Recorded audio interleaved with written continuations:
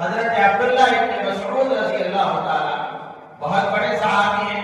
فرماتے ہیں کہ اضیع الناس من ضیع شعبان۔ حضرت عبداللہ ابن مسعود رضی اللہ تعالیٰ فرماتے ہیں کہ لوگوں میں سب سے زیادہ ضائع کرنے والا وہ آدمی ہے جس نے شعبان کے مہینے کو ضائع کر دیا، یعنی شعبان کے مہینے کو غفلتوں میں گزار دیا،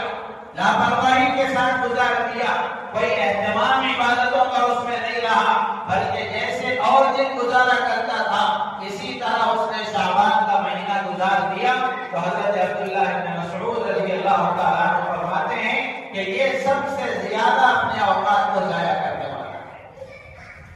تو اس لیے ہم میں سے ہر ایک کو چاہیے کہ جیسے رمضان میں ہم عبادتوں میں اضافہ کرتے ہیں، نمازوں کا اہتمام کرتے ہیں،